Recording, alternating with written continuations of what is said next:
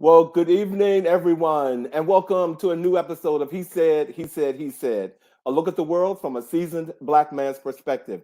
I'm your host, Alvin King, and welcome to our August the 4th episode. Oh my God, it is August. We are actually in the final month of summer, ladies and gentlemen. Can you believe it? Oh, I'm telling you, it is really going by very fast. How's everyone doing tonight? Hopefully, you're doing well. And again, welcome to our show tonight.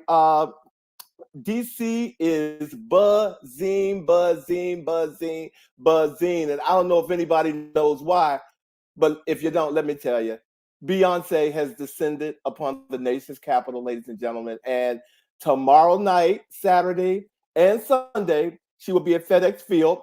I actually heard that there are some tickets available, they're like in the $300 range. So that means your head may be hitting the top of FedEx Field, but it's okay. You will be in the house if you're that, pressed to go see Beyonce.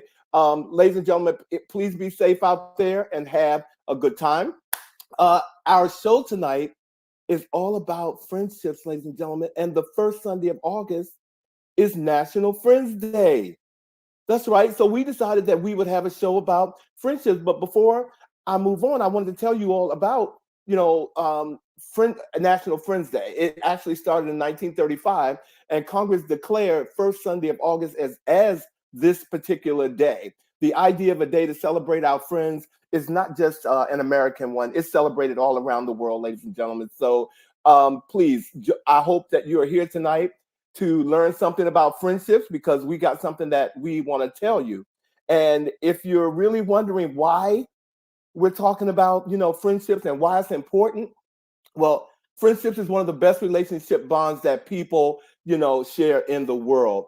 A good friendship is developed on the foundation of trust, loyalty, and in my opinion, safety and faith. And without love and emotions, no friendships can last. So we must make valuable friendships throughout our lives, ladies and gentlemen. So tonight we're going to be talking about it. We want you to weigh in. If you have any, thing that you want to say, please type it in the chat.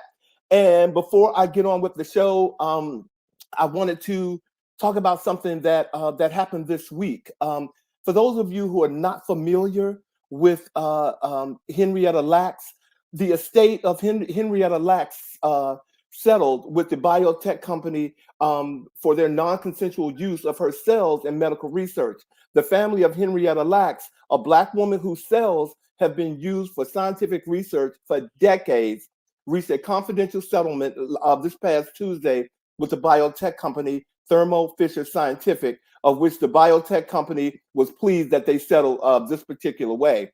Lacks' family filed a lawsuit in 2021 against the company, arguing that it knowingly profited from Lacks' tissue sample and cell line. In 1951, Lacks was diagnosed with cervical cancer and had some tissue taken from her cervix without her consent during a procedure at the Johns Hopkins Hospital in Baltimore. And the sample was later used, ladies and gentlemen, to create a human cell line that can reproduce itself outside of the body, which is now known as the HeLa cells. These cells have been used to develop the polio vaccine, in vitro fertilization, gene mapping, advancements in cancer treatments, AIDS research, cloning stem cell studies, and even the COVID vaccine, ladies and gentlemen. When she died in 1951, after they removed her tissue, she was just 31 years old.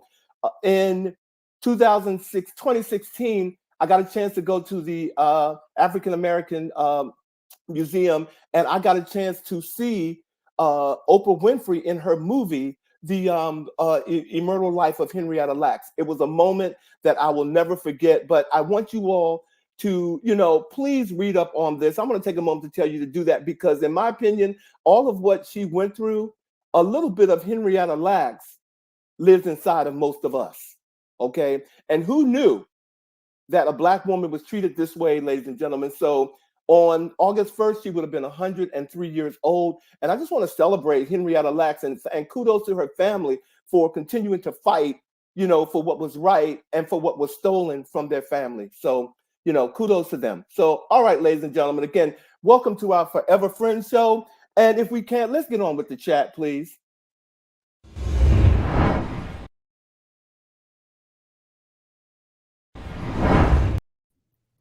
What's going on? Hey, gentlemen. Hey, Hello, TGIF, gents. hey, Chris. Good to see you both. I am just, I just want to say that the Henrietta Lacks thing is just really super important. I'm Very really happy that the family was able to be diligent and really fight the good fight and get compensation because, as you said, a little bit of Henrietta is in all of us. Absolutely. All of us. I Mhm. was actually when I mentioned seeing the movie in 2016. I had no idea she even existed. And Yeah. so that was the first time. And so since then, I've just, kind of watched the trial, if you Mhm. will, watch them fighting. So I'm glad that they have, they've come out victorious. So thank you. How you guys doing tonight? Doing all right. I want to say one more thing on that because you Hmm. Yeah. said that you weren't sure or aware that Black women were treated this way in medical history. And this does not even tip the iceberg in Quite a terms legacy of of that. Yeah. the way that Black women are treated and mistreated in the Yeah. medical industry. Come on now. So I just want to make Being sure that they stay misdiagnosed, all of diligent on that Yes. because, if you're a Black woman and going into a hospital, more than likely you're going to either A, be misdiagnosed, not listened to, your pain is going to be ignored. Absolutely. Yeah. We could do a whole show on that, but Yeah. I'm at Yeah. least happy that they have made headway and broken through some ice. So hopefully we can get better medical treatment for Black women and Black people in general. Absolutely. Amen. Absolutely. Amen. Long legacy of distrust between the African American community, Black and Brown communities in general, and the medical profession. So, yeah, absolutely. Yeah. So, Before you get, hey, Blue, hey, Edgar. And is Edgar new? I don't think I've ever seen Edgar. Welcome to the He show. Edgar is a friend of mine that I met in Roatan, Honduras. I've known Edgar now for, I don't know, maybe almost 17 years. And wow. he's tuned in a number of times. He's given Welcome, us Edgar. It was good to see you. mad kudos about a couple things. As a matter of fact, the day after we had Dr. Deborah on, where she told us to tell victims of male trauma that Yes. we believe them, the very next day, a friend happened to open up to him, and he knew after watching us to just simply say, "I believe you." So he's Wow. been a big fan ever since then. Wow. Look at our show making a little difference here. Come on now. Come on now. Come on Hey, now. Carl. Hey, brother-in-law. Hmm. So what else is going on with you guys? Well, if we're going to talk about the chat, there is something that happened earlier this week that I want us to touch base on, and it was the brutal stabbing and murder of a young 28-year-old man by the name of O'Shea Sibley. O'Shea and his friends were actually at a gas station in Brooklyn, and they were just kind of celebrating, partying to Beyonce's Renaissance album. And O'Shea was a dancer, a professional dancer, and he was voguing out in the parking lot of the gas station. Apparently, there were some folks that are possibly affiliated with the station or there at the station who came out and started calling out gay slurs rather, and racial slurs. One of them even said, paraphrasing, that he was Muslim and he wanted them to stop dancing like that in front of them. Don't do that in front of us. It's offending us. Apparently, O'Shea continued to dance with his friends and celebrate. They weren't bothering anybody. They got into some type of argument, and ultimately O'Shea was stabbed and he died from the stabbing. And so it called into question, obviously, a hate crime. But I am pleased to very pleased to say that the suspect has been Apprehended. has turned himself in. He is in custody, and so hopefully the justice system will indeed hold him accountable, him and others accountable, for this very tragic end to a 28-year-old who, by all accounts of those who know him, held such potential and was such an incredible young man.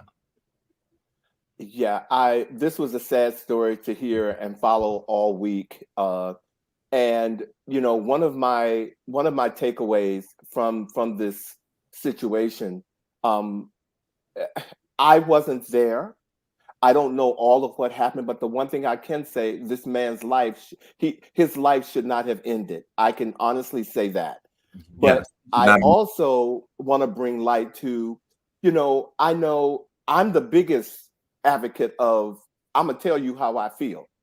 But there are some times when you just have to just be quiet and and stop giving people power to, giving your power away to people. When people are like hurling these negative comments to you and stuff, sometimes you have to walk away because you don't know what's going on. And I feel like, again, I wasn't there, but something spewed and there was something.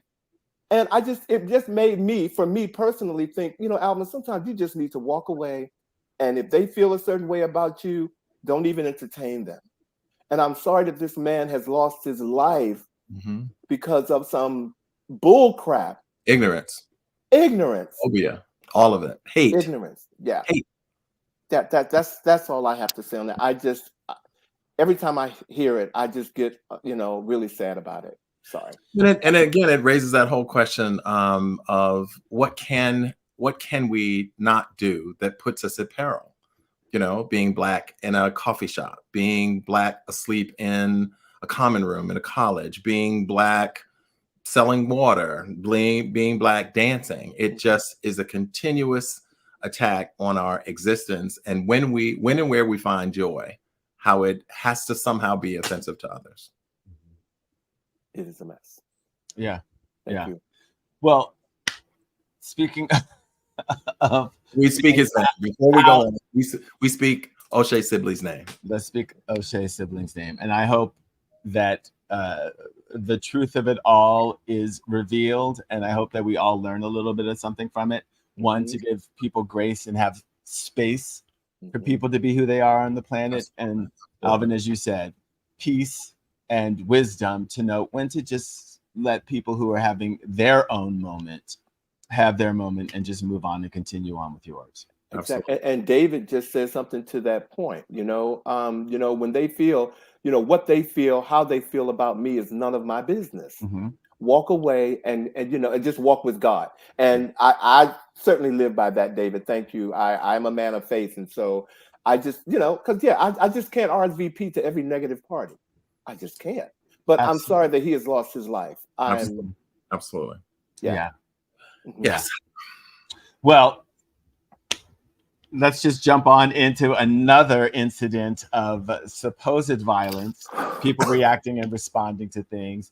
Y'all know that Cardi B was performing on stage and apparently yelled out, she and the DJ yelled out, "Hey, splash us with some water because it's hot out here," et cetera, during the heat wave.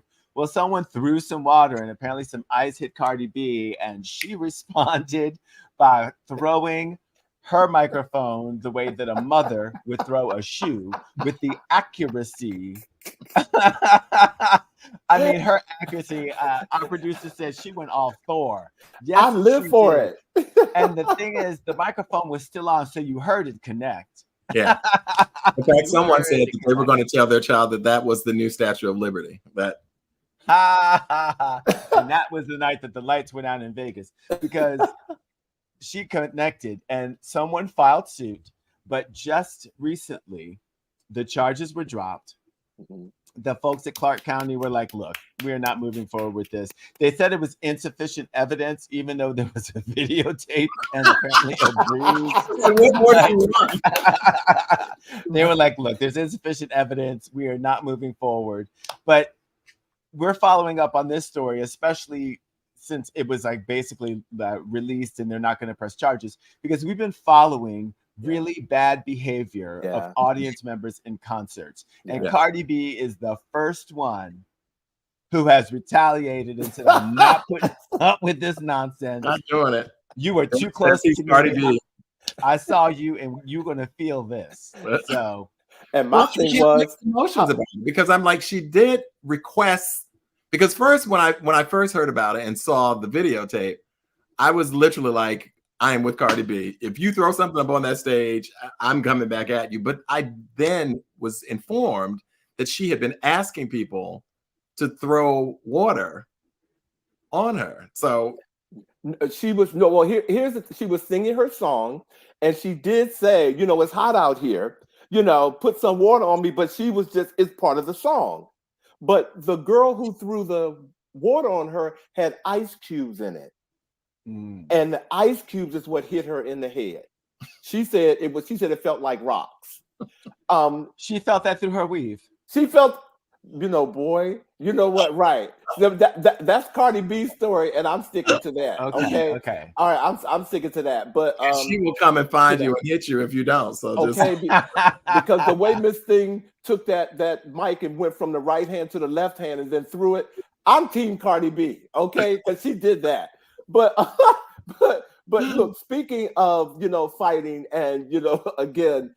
Just standing your ground. Yes. One of the things that's been rolling around for me this week is the Alpha Phi Alpha fraternity joins a number of companies and organizations boycotting the state of Florida in protest of governor's extremist positions.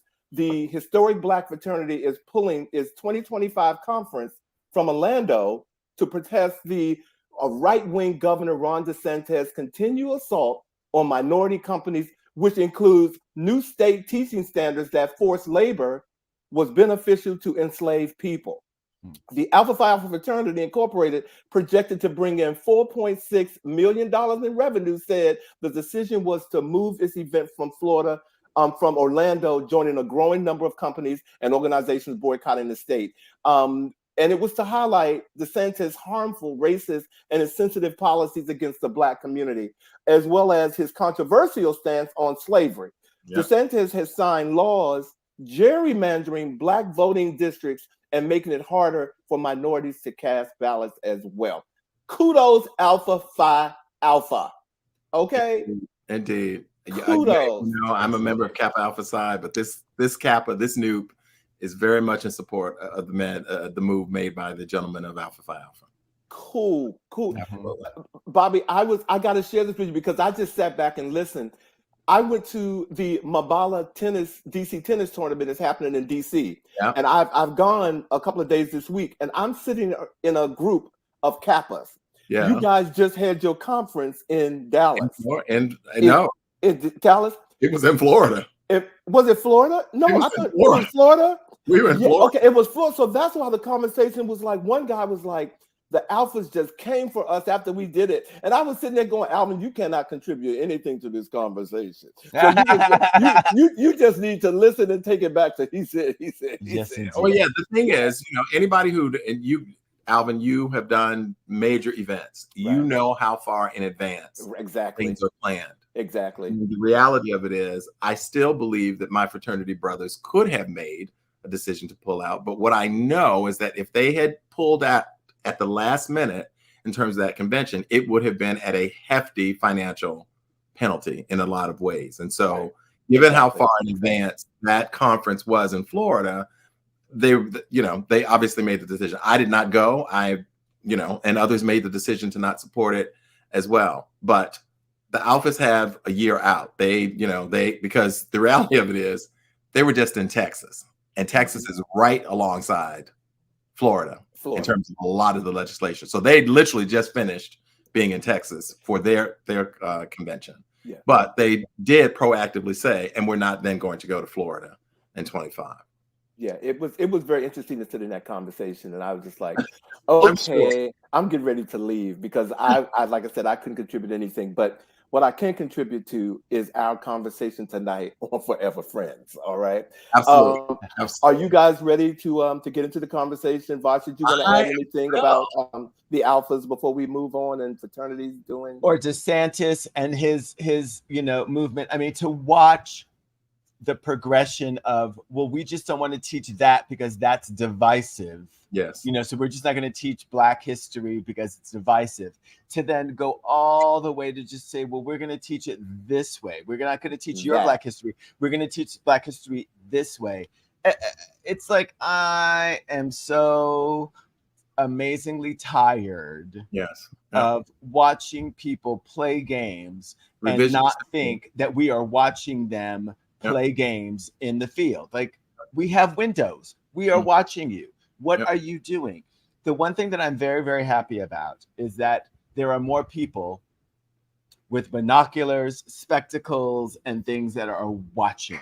And that move has emboldened so many people to stand up, to join the fight, to realize that there's a group of people that we just need to push into a corner and either reschool, re-indoctrinate, or eradicate. And I'm okay with that.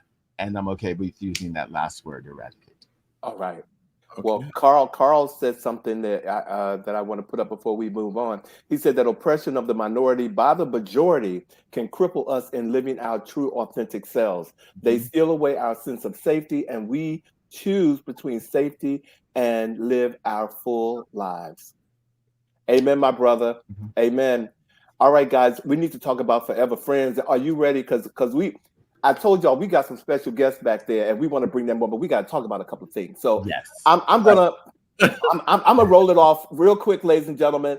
For those of you who are familiar with Aristotle, he said that there are three types of friends: friendships with utility that exist between you and someone who's useful to you in some way; friendships of pleasure that exist between you and those whose company you enjoy; and friendships of the good are based on mutual respect and admiration. So, based on Aristotle's theory, would you, Bobby or Vash, agree or disagree this defines a true friend?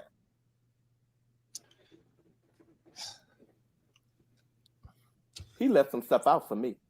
Yeah, I mean, I think it's very simplistic. I think that it does cover some of the bigger things, but friendships of utility to me don't necessarily equate to being two-way streets. Yes. For me, a friendship should be a two-way street. I should be able to depend on you.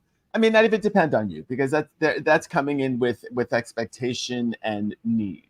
There should just be a vibe where we are connected, and you get to be you, I get to be me, and we get to support each other in ways that go beyond what we expect relationships to go.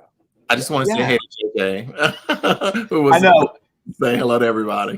Jay is doing his thing. He gives us all individual hellos, and I appreciate the love, Jay. Thank you for being here. Thank you, I will say for me, Alvin, it's a little bit of semantics for me in my head, in the sense that I think that when someone is really your friend, in most instances, they can embody a little bit of all of those things and other things as well.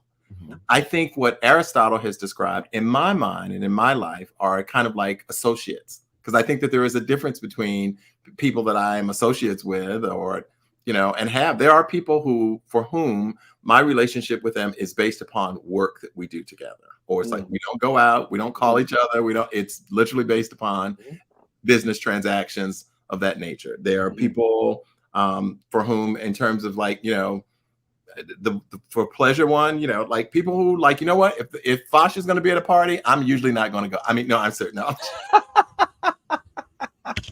because he's no fun and he's going to pick on me. That's what I know is going to happen. So, but if Alvin is there, I know it's going to be a good. So in seriousness, there are people, though, I do believe, that have some distinctions around those things. But if you're my friend, the reality of it is you could, at given situations, kind of embody multiple aspects of what Aristotle has described. Yeah, I just think that was a general. I used it just to bring us into the conversation, but very general as far as I'm concerned. Yeah. Well, then let me ask: what characteristics do you guys look for in friends? Oh my God! With me, it's all about chemistry and energy. When I meet a friend, you know what I'm saying? Yeah. It's definitely about the chemistry and their energy, because I can be chemistry and energy first, and if you're cute, that also might make me come over, and you might have on something that's cute. A friend. Well, my friends are cute. I like that. Okay, so you know what I'm saying. So that but seriously, that's a little, I was kind of clowning on the cute part, but definitely energy and chemistry. Yeah. Because if I'm on a dance floor and you come up and you dancing to my beat, chances are we're gonna be friends. I think for me, and this may sound a little bit Pollyanna-ish, but it's just the truth. Like, I look for nice people. Like, I don't like being around people who are not nice. I don't like being around people who are catty. I don't like being around people who are jealous of other people's success. Like, I just, nice is big for me. Like, that you lead with love is big. Like, I don't, I'm not, when I say this, it does not come with judgment, but it just reinforces what I'm saying. I don't watch things like Housewives of pick any of those cities. because I just see those relationships as being really toxic. You don't treat people that you care about, and you're not throwing drinks in people's faces and turning tables. And I'm like, if that's what you no, That's TV, so Bobby. for me, Yeah, That those aren't even really friends. that's not even real friends. So no, Mhm. that's TV. But in terms of, can I just challenge what you just said about you want them to be nice? So here you are, you meet someone in a grocery store, and you guys are in the you know, you don't know each other, but you know, here's that, you know, that friendly vibe, chemistry, and you guys yep. are in the fruit section, and you guys look at the same fruit, and you start a How we got to get the conversation. fruit Huh? Because that's where we shop first. We don't go to canned goods. We go to fruit first. All right, And okay, so so, we're and I'm just saying. So, how do you determine whether or not that they're like nice at that moment? Is there something that you see at that moment and that's what takes me back to chemistry and energy. well, at that point, they're not my friend. They're an But associate. Like we're getting to know one another. That friend, I don't give a friend status to somebody day one. Like we're getting to know one another. We become friend. Friendship is something in got it. my life you grow into. Got it. Okay. All right. Sorry. Okay. Thank you. Good comeback. We have a bunch of different comments in here. So David said the dependency should be equally through the instant vibe, forever friendships. Yep. So we're talking about friendships, and we kind of distinguish that whole thing with associates and so forth. Do you guys feel comfortable with a certain set of friends? Like, do you think it's possible to have too many friends? You know, what's your feeling about that? Do you focus more on a tighter circle of friends? Do you have kind of like, you know, an abundance? Vash, were you going to say, because I have to put my friends in category. I have my core group of friends. And the way I categorize that, these are the persons that when I'm laying on a hospital bed, I'm going to wish that they are standing beside me holding my hand. Okay. And then I have my friends that I see at circuit parties. I love to see them at circuit parties. They give my energy is through the roof. You know what I'm saying? Those are my friends. And I call them, I know we're going to talk about, but I call them seasonal friends. I see them when but in terms of my core, that's a very specific group of people. You know, and so again, the way I measure that is, will they be at my hospital bed when I need someone to hold my hand? And Mike raises a very good question, Vash. I know you're going to ask the question, but it says online friends make this question a lot more difficult. And I know we're going to be touching base on it. Yes, we are. Yeah, because it's very different. I mean, you know, there are different types of friends, right? You have good, close friends who, supersede all kinds of these different categories. But there are certain friends that you maybe go to the movies with and potentially hang out with. There's other friends, you know, that you do other things with. We're gay men. There's certain friends that we have that we may just have, relations with, and then other things. So we get to compartmentalize our friends. But in terms of people who know a lot about me, that I interact with a lot, that, as someone said, you may go a long time without seeing, but when you reconnect, it is as if you've never had any time apart. Yep. Those types of friends, first of all, they're few and far between, because not everyone is supposed to be that person or those people to you. So with regards to those, I happen to have many of those, and I'm really blessed that all of those like all of those other people. I'm really blessed that when someone else comes into the circle, if one of my friends doesn't like someone, I know that none of my friends will like them. But I also know if I meet someone and one of my friends really likes them, all of my friends will really like them. Okay, thank you. So what are your boundaries with your friends? What do you have? What are your boundaries? Because you have to have boundaries. So what are your friends' boundaries? Your boundaries with your friends? Wow. Boundaries. I mean, you don't do certain. I mean, I don't know if this is a good example, but if I'm dating someone, been in a relationship with someone, and then that relationship ends, I don't need to see them with either one of you. That's a boundary. What do you mean? Like as dating, or just like going out with, or what happened? Dating. Oh, I don't care if you go out But what I'm saying is like they're all the people in the world, like, and we're friends. Mm-hmm. You then end up with like, so that's for me. I mean, and again, it's more of a, I don't want to say it's a superficial boundary because it is something that I feel strongly about, but it's an example of a boundary. Like I would not do that to one of you. Like that wouldn't happen. Mm-hmm. My ultimate boundary with my friends, my true friends that I know and love, if there's something that's going on with you about me, you need to tell me immediately. I don't want you to hold on to that. I need you to tell me right then. That's a boundary, because when you hold it and bring it up at some other time, that means that it's been in you. And so I've had a couple of situations where that has happened when I'm like, well, wait a minute, I'm your friend. You should be able to, tell me everything. And that's why the friend that I have is my friend, because they never hold back. No matter what it is, they tell me that they don't hold anything from me, particularly if I've done something to them or made them feel some kind of way. So that's a boundary I don't want anyone to cross. Mm-hmm. For me, it's honesty. Mm-hmm. If you lie to me, if you're my friend and you lie to me, and I find out that you have lied to me, bam, that's it. That's all I have to do. Bam. Okay. All right. Okay. That's all I have to do is lie to you. And look at all you have to do, seriously. Because if I can't trust what is coming out of your mouth, for the simple things, how am I supposed to trust what comes out of your mouth when there is something intense or severe where I really need your trust or I really need to depend on what it is you're saying? And I just don't have time for that. And loyalty is big to me as well. Like loyalty is a part of a true friendship to me. Like having my back and you knowing that I have your back. Like if somebody came to you and said, Alvin and Vash, Bobby was at some party talking about you all negatively, like you need to know that our relationship needs to be strong enough that you can look at Bobby. That's not Bobby. So you know what I'm saying? Like loyalty is there. Okay. And that level of understanding, right? Getting to know someone, because I exactly what you said, Bobby, I've said to other people. I'm like, if I'm arrested and someone says that I did something, if you're my friend, you need to know me well enough to know that you can go to them and say, he didn't do that. And you need to know that I'm not going to tell you a lie and tell you that I didn't do it if I didn't. Our chat is on fire. Are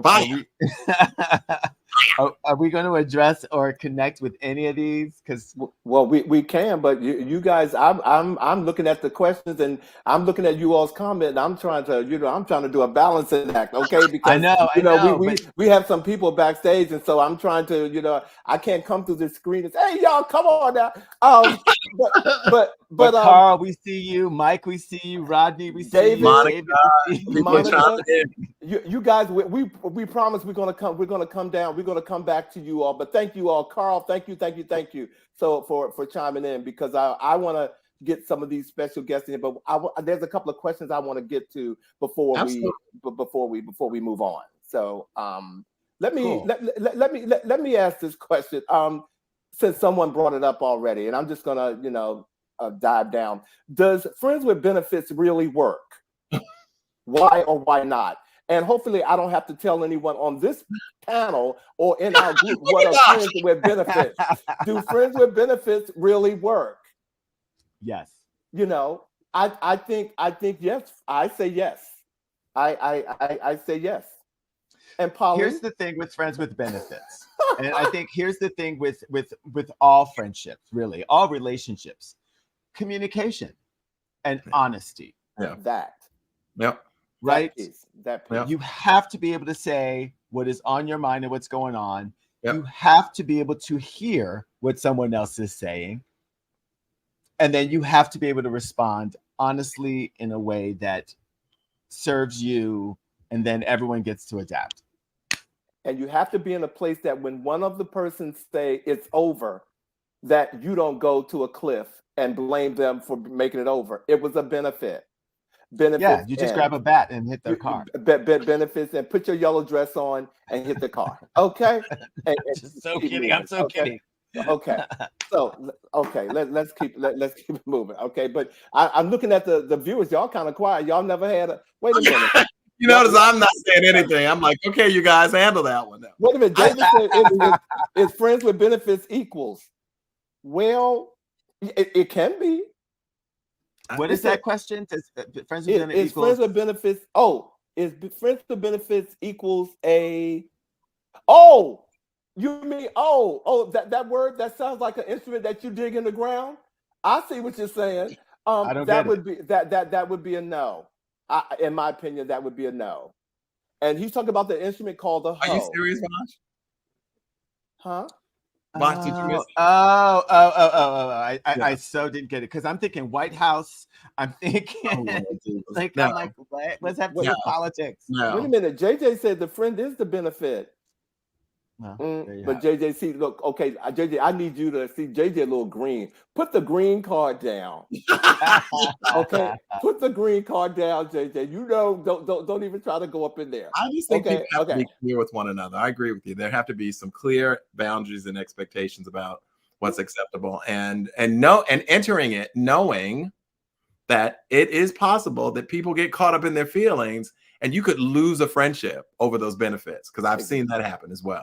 Well, then I'd like to also interject here that as gay men, and maybe I should just speak for myself, I have a lot of friends who started out as being the potential of being a dating partner, maybe then moved into friends with benefits, and then moved into just being friends when we realized that it was way better to just have the friendship than have anything else. Yep. And I think that as gay men, it's easier for us to make those transitions, and than it is for, let's say, heterosexuals, you know. But that level of intimacy actually helps to strengthen the friendship, because then you know each other on so many other levels, but still have the good friendship as the base. Okay. I will only push back and say I don't know if that's terribly different for heterosexual people than it is for gay, but I think there's a stigma, and then there's jealousy in other relationships. If you've had a friend who you originally had an intimate relationship with, is your new partner jealous of them, or do they understand because they know what the vibe is? But that sounds like another talk show. So speaking of and a video. And a video. Ladies and gentlemen, we have so many other questions that we wanted to go through, but it is important that we get on with the second half of our show. And that is, for this show, we decided to invite our besties on the show, ladies and gentlemen. So, you know what? They're backstage. So please put your hands together and let's bring the besties onto the platform, please. Okay, so I'm going to introduce my bestie. We're going to start with my bestie. Ladies and gentlemen of the He Said audience, I want to introduce to you my bestie, Michi Bowie. Good evening. Michi. Hey, Michi. Hey! He said. Welcome to the show. I am Michi Bowie. As Bobby said, I have known him for 43 glorious years. And what was it that I should tell you something about him that you might not know? Oh, let me see. Many of you might not know that he is an incredible vocalist. Ask him to sing you a song. Or not, but. Well, thank you. Thank you, Michi. Welcome. Yeah, welcome. It's so good to see you on this side as opposed to just in the comments. I know. You're fantastic. You are fantastic. Well, I would like to introduce my friend Tammy, who I have known since we were in high school. We have a lot of things in common that we love to share and experience together. And one of the favorite things I love about Tammy is that she has made me an uncle. That is Jub, her sulcata tortoise, who is now 21 years old.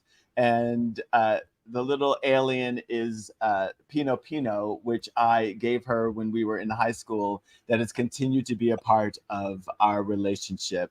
But I truly love Tammy, and I'm so happy that you guys get to meet her. Hey, Hey, Tammy. Hey, Tammy. Hi, everybody. Oh, it's so lovely to meet you. Likewise, welcome to the show tonight. And since I am the last one to bring on my bestie, ladies and gentlemen, I have been knowing him for 32 years. And I made a comment earlier. I walked into an establishment and there he was behind the bar. And I was like, he's cute. His energy was like coming through the roof. And we became instant friends, ladies and gentlemen. Please welcome my brother, my friend, my confidant, Darren Cox Henderson to the He Said platform. Hello. He's so even keel. Okay, he's so even I'm keel. trying. He's so even Hi, keel. everyone. He's so even keel. He's Nice so to even be keel. here. And So, thank you for ladies and throwing my gentlemen. Cox Henderson name in there. Huh? I said thank you for throwing my Cox Henderson name in there. I appreciate that. Best man. Well, look, I was your best man at your wedding, so I better say that because I told Vash I'm going to hell if I don't put that whole title in there. Okay, so I'm good. But ladies and gentlemen, tonight we have a platform that we've decided that we're going to give each other have selected 2 questions for the other's guests, and we're going to ask them the questions. And so we got some time here, but let's go ahead and start with getting the questions. And the questions are centered around us individually. Do they really know us? Yeah. So I want to begin. Okay. So Tammy and Darren, my first question for you is, and I'll start with Tammy. When did you know for sure that this friendship with Vash was a BFF, like best friend forever status? When did you first know that? I think that you know how friendly he is. So I took a shot. I don't, but I'll take your word.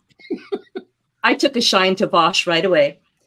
We worked together on a summer job 43 years ago, I believe. And we just got along automatically. We're able to be comfortable with each other. All the things that you were talking about that make good friendships. I feel that Vash and I have all that, and I'm lucky to be his pal. Thank you. That's so sweet. Darren, how about you? Well, one particular moment. For me, I think it's kind of an accumulation of moments. It's been 32 years, so okay, that's probably one of the earlier ones. We were very, very young. This picture is being shown, but yeah. So the relationship has just like grown over the years, and as Alvin mentioned, I asked him to be my best man. When my husband and I decided that we wanted to have a child, when our son came to us being, a foster, Alvin was the first person that I called. I think I'm positive, the first person that came over and saw our son Timothy. He didn't think that he was going to be pushing a stroller, but he was right there. So it's just an accumulation of shared moments and memories that I always knew that was going to be forever. And each one kind of adds to that. So it just gets stronger and stronger. That's excellent. My next question for you very quickly, because I know we have other questions also, is Darren, I'll start with you this time. What do you think is the quality or characteristic about you that Alvin values most? Honesty and being completely authentic with him. I can tell him anything. He can tell me anything. It's just kind of like, I don't want to, it's just equally balanced. There can be times that we call up each other and I'm feeling you, you're feeling me. And he knows when I need to talk. I know when he needs to talk. And we can share absolutely everything. And I can tell him anything. So it's honesty and being completely authentic and completely raw with each other. All right. Tammy, for you, the quality that you think Vash values most in you? I would hope that it is that I have a sincere want to help others, to be of service, especially for those that are disenfranchised in some way or underdogs in some way. And I hope that he values my wry sense of humor. Thank you. Thank you, guys. Thank you. Thank you so much. I was ready to cry. Where's my little yellow rag? I love it. I love it. Right on. Thank you, guys. I appreciate it. Right on. Well, Tammy, we brought you in without giving you the opportunity to actually say the one thing about me that most people wouldn't know. Did you have something you wanted to share? I got lots. I know. Okay. I'm ready, Tammy. Come on, girl. Okay, I'm gonna pitch you an easy one, and that's it. You might not know that Vash loves bluegrass music. Oh my God, no. Oh my gosh, That's so what true. I thought. Thank you. See, you are But it's all forever. good. You are forever friend. Okay, That's because so true. That's yeah, so true. you are forever friend. That's so I wouldn't have thought that. No. Thank you. Thank you. I was guys. Thank surprised you. myself, but we can groove. Yeah. Yeah, I do. It's so amazing. Bluegrass music. Let me just say, I mean, you know what? That's a different show, but I do love bluegrass music. Okay, so I have questions for Michi and for Darren. I'll start with you, Michi. Yes. What is it about Bobby that has kept you friends for so long? Well, you know, we have this word, trust, you know, and we live and walk in our truth, and we are able to be honest and, as you all say, raw, you know, and the love and an unbreakable bond. 43 years. We have never had an argument in the 43 years that we've known each other. And I knew the first day I met him that it was going to be a lifetime. You know, there's a reason, season, lifetime. I knew that it was going to be a lifetime, and I told him that. He didn't know it, but I knew it. Yeah. Nice. Here we are 40 some odd years later. So yeah. That's beautiful. Darren, what is it about Alvin that has kept you friends for so long?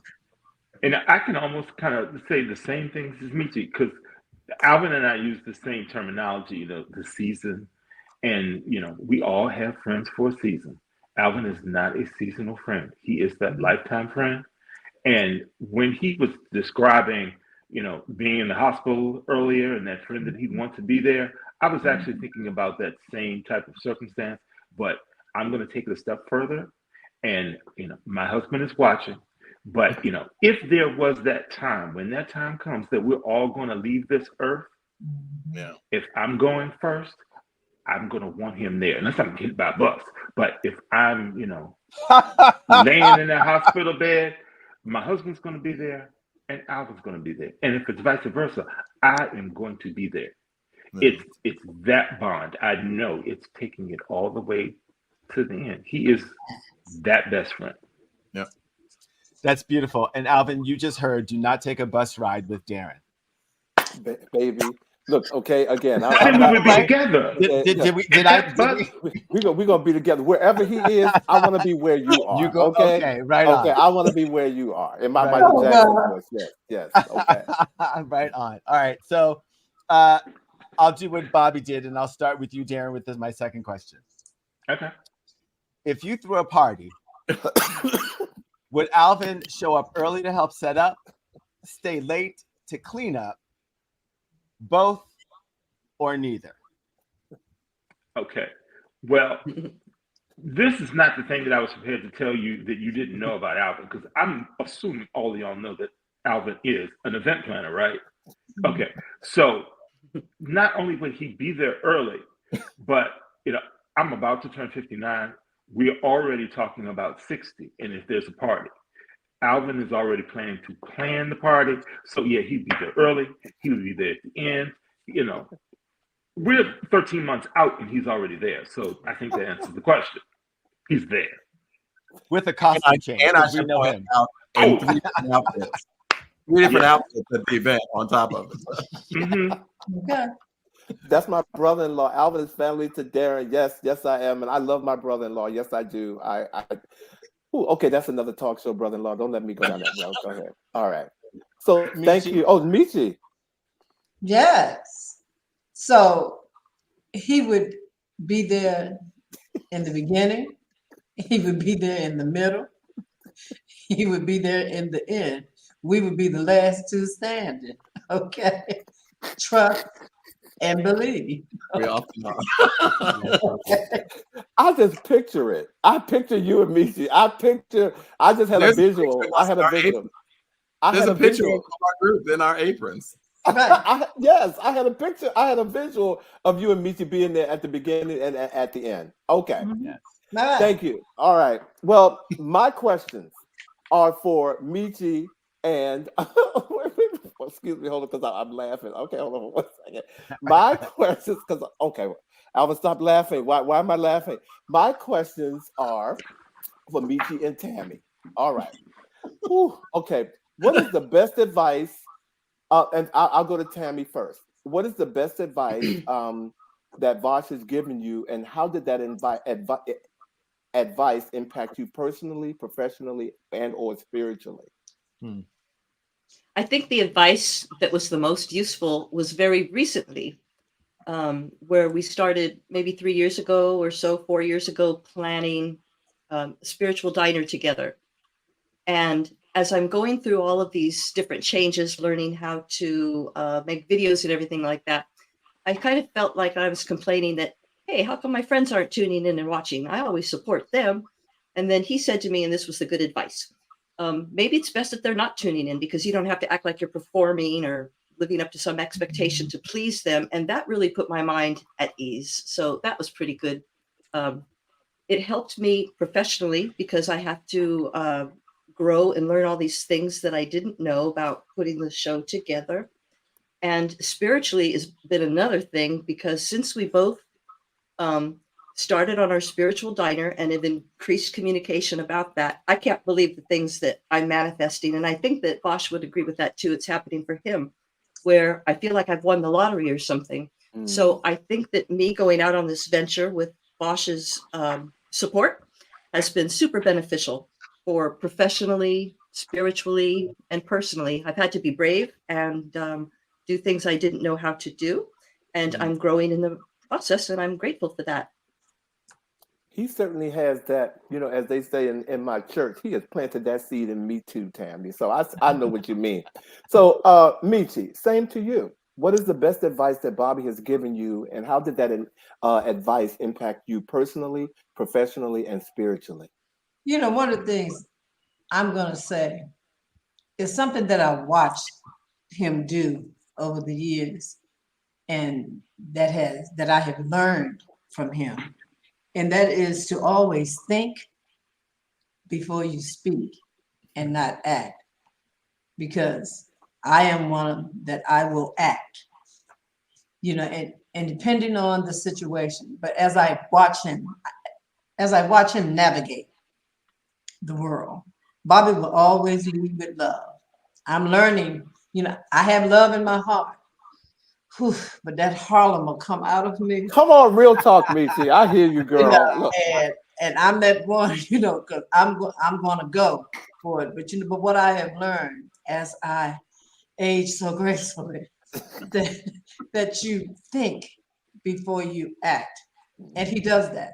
He always, I don't care what the situation is. It can be professionally, it can be spiritually, it can be personally, whatever it is. He will always think. And and I have grown because in this role, that I'm in as the dean of students here,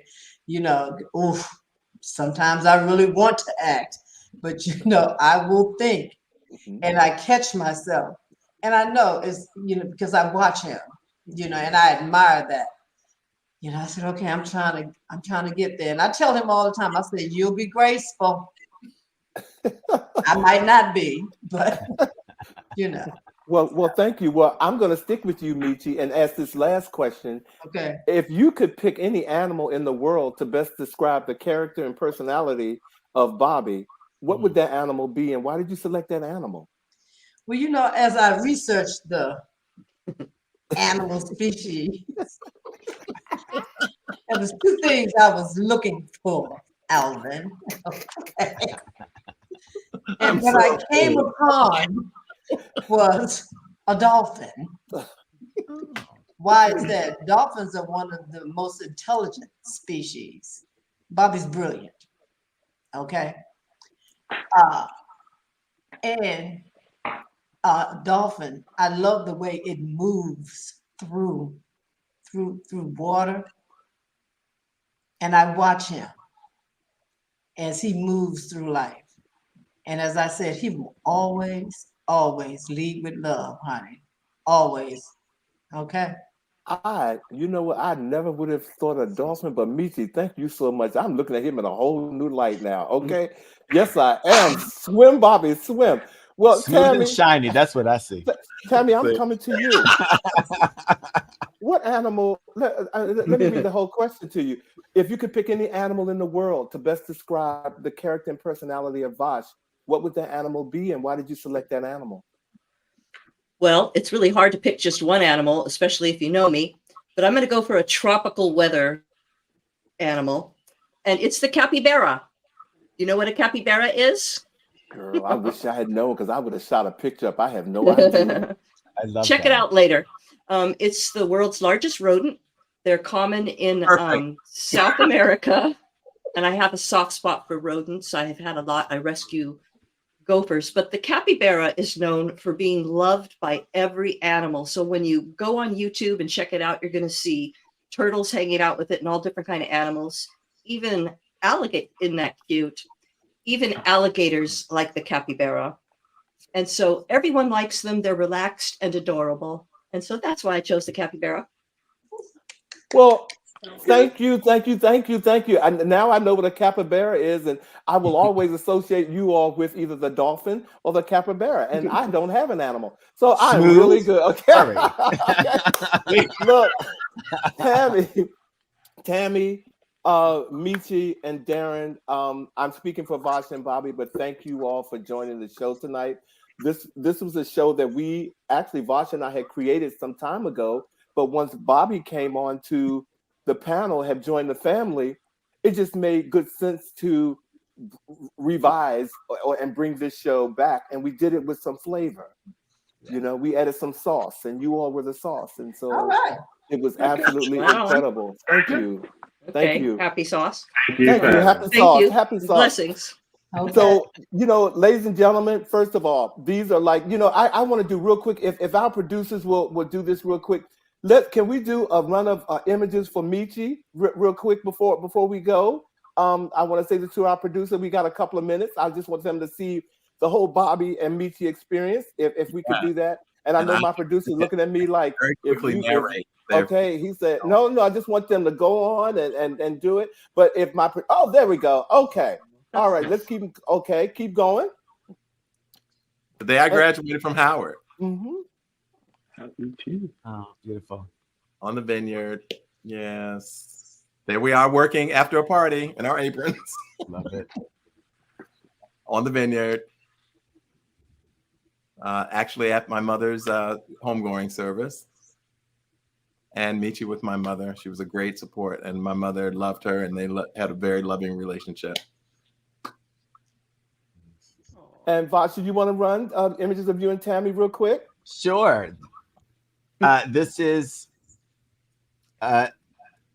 Tammy and me at the David Bowie exhibit in Brooklyn. Okay, we got 15 seconds. Keep it moving. Okay. Okay. In Monterey at the auto show. Jub and Pino. Tammy took this picture. I was in 9th grade with my little gay crew in Monterey at Tammy's place with cocktails that took 2 days to make because of all the accoutrement in the Bloody Mary. Pino, because we love him. And then us as we host Spiritual Diner that airs on Wednesdays, where we talk about all things spiritual, manifestations, and all that stuff. Well, thank you. And last but not least, ladies and gentlemen, this is my bestie. There's another bestie on here, George, but he couldn't be here. But this is Darren and I when we were young, tiny tenderonis. You can keep it moving, producer. This is us at Gay Pride when Gay Pride was safe to go to and you wouldn't get shot. This is us in Canada doing one of those parties that we do. This is my first time being at a soccer game with my nephew and him. Graduation was huge for me. They were there every step of the way. This is on his wedding day. He won a competition, Freedom to Wed, won a $100,000 wedding package. This is the family that's there after that. And this is he and I at the wedding. And the last picture is he and I at the Beyonce concert in 2016. Thank you all for being on the show tonight, ladies and gentlemen. Tammy, Darren, and Michi. And ladies and gentlemen, our words of the week. One of the most valuable gifts in life is a loyal friend. Never forget that. Never forget that. We look forward to seeing you next week. And after next week, you guys, we're going on a little vacation. So you guys got to tune in. Oh, bye, Vash. Bye, Vash. We will see you all on the next episode of He Said. He said. He said. Thank you, guys. Thanks, everybody. Bye, everybody.